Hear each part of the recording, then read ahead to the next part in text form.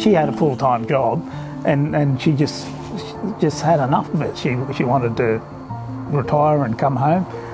She hasn't really retired, but I think I'm working more than ever. But she started off small, and now she's doing really well. I can nearly stop working now. Anything that's grown here ends up in the kitchen.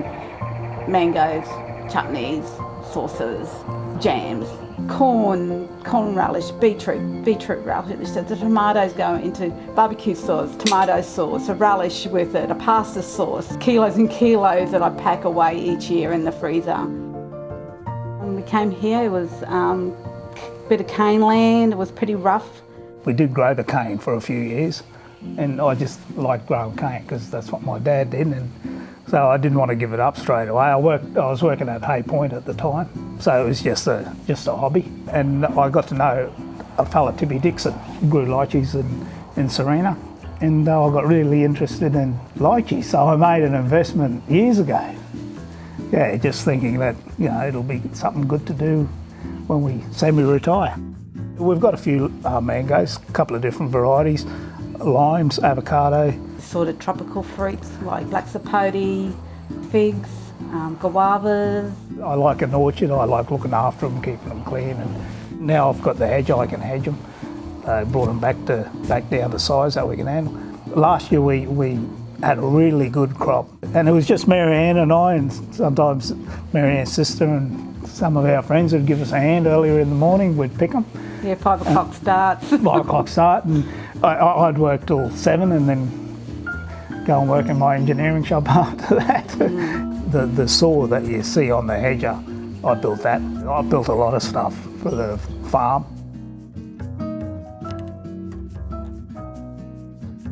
Retrospect Life initially started with a surplus of lychees one year. I'm going, what am I going to do with all this fruit? So besides freezing it, I dabbled in making a jam with it and mixing it with dragon fruit, and it came out beautiful. On a weekend, every second or third weekend, on a Saturday, we've got to fill in making our pasta, our fresh pasta. So we spend the whole day doing that every second or third Saturday. Yeah, we just get a help from my daughter and a friend, and we make a variety of plain pastas and ravioli. So it's not just making it on Saturday, Fridays or prep day as well. There wasn't another lady originally doing it, and she decided to give it away, so we took the machinery on, and it's worked out really well. So we got our regular customers at the Greater Woods Sunday Farmers Markets, and Mifsuds in Mackay also stock it, and there's a couple of restaurants around Mackay that are good customers as well.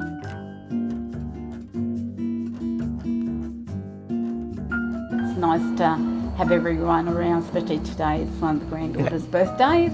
I mean, yeah, what's life without your family?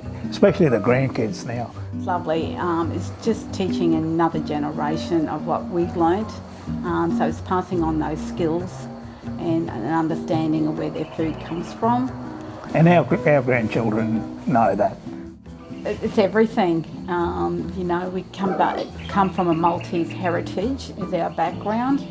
When they immigrated to Australia, it was a hard life, and they basically started with nothing, and they lived off the land themselves. And I think that's naturally it's been passed on to us, knowing where our food comes from and how to make something out of nothing. Initially, we were approached by another member of the Greater Woods Sunday Farmers Network to see if we would be interested in participating as a stallholder. At that time, I was looking for somewhere on a regular basis to sell my jams and other preserves. So we've been there since basically the start of it. It's just progressed. When we've got the seasonal crops on, I take that as well. And now the pasta. So it's nearly a one-stop shop on occasions. And I also support a couple of other ladies with their products as well. Wendy and Paul King, BTU Honey. John purchased a food van going on 2 years now.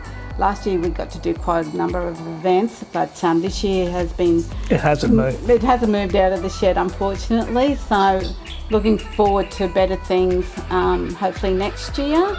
But Maybe once John retires from Evolution Engineering, we'll be working out of the pasta van and incorporating our home produce, our pasta, Maltese sausages. It's a recipe that Marianne's father's sort of passed on, because there's a lot of variations of Maltese sausages.